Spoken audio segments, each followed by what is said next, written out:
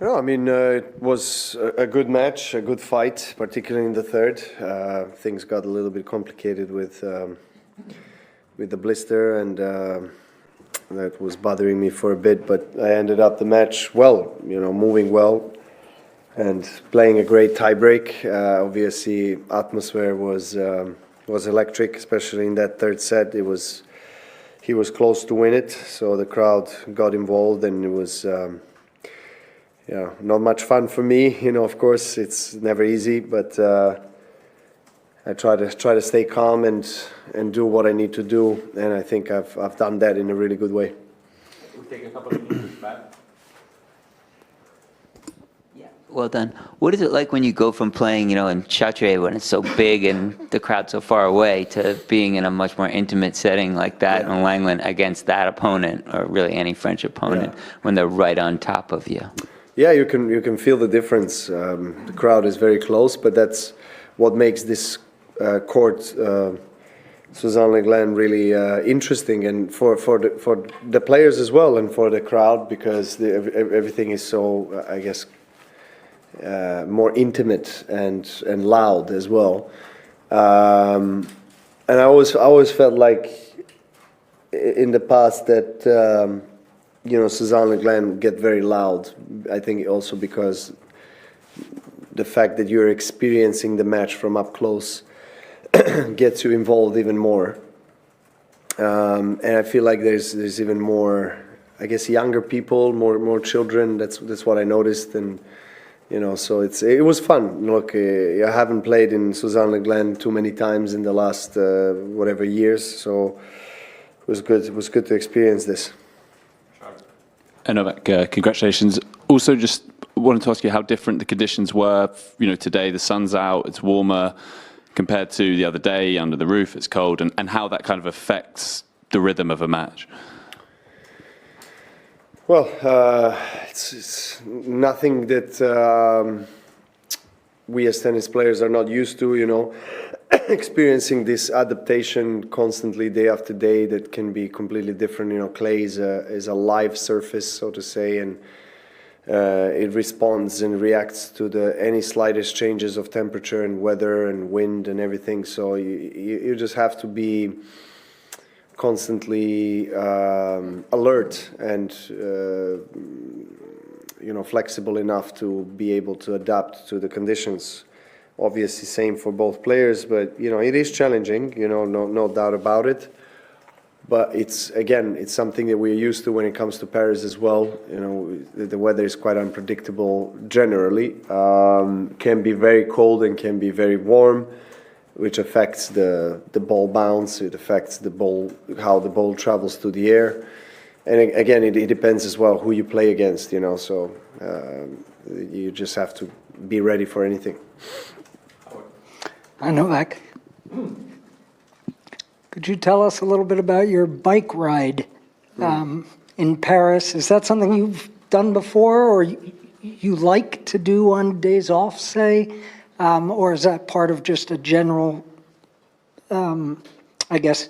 thought to maybe taking your mind off tennis on every other day when you're not playing? I've done some bike rides in the past in Paris, but I haven't done one in a while. And Roland Garros was kind enough to gift me a bicycle, so I used it yesterday for the first time. And we were kind of trying our luck a little bit with that roundabout and the Arc de Triomphe. To be honest, at one point we had cars all over the place, and it was quite an adrenaline experience, but I don't think I'll repeat that, especially in that environment where we were filmed. Probably in all other streets it's much more safe, but we were crazy enough to get into that roundabout, but it was fun, but at one point also a bit dangerous. But it's great. It's great to see Paris from from the bicycle. I think it's just more fun. You're not stuck in traffic, or with the car at times can be frustrating for whatever reason. But with the bicycle, it's just beautiful. If you can go around that area of the the kind of epicenter of Paris is so many beautiful things to see. Take two more there.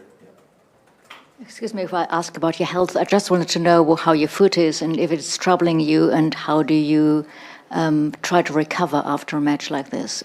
Being a bit older than most of the other players. Yeah, I mean. Yeah, thank you. No, it's true. You didn't say anything wrong, you know. No, I mean, look, the recovery time is,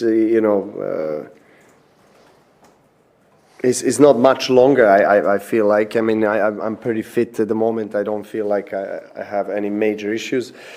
Although it took me like almost an hour to deal with the blister and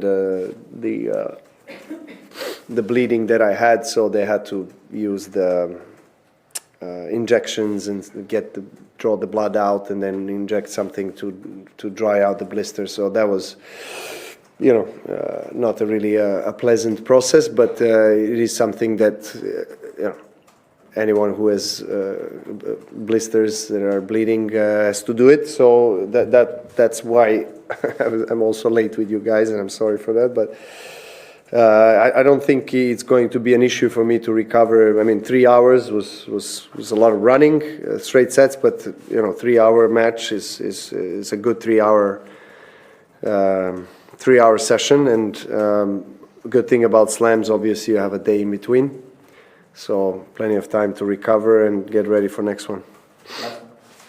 Hi Novak, just want to know if you plan to watch the Champions League final on Saturday, if you don't play in a night session, and who will you support if you could watch it?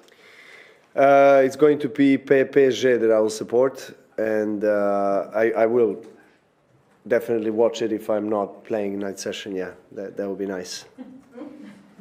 Okay. FYI, Roland Garros schedule. No, I mean, it was a good match, a good fight, particularly in the third. Things got a little bit complicated with the blister, and that was bothering me for a bit. But I ended up the match well, moving well, and playing a great tiebreak. Obviously, atmosphere was electric, especially in that third set. He was close to win it, so the crowd got involved, and it was. Not much fun for me, of course, it's never easy, but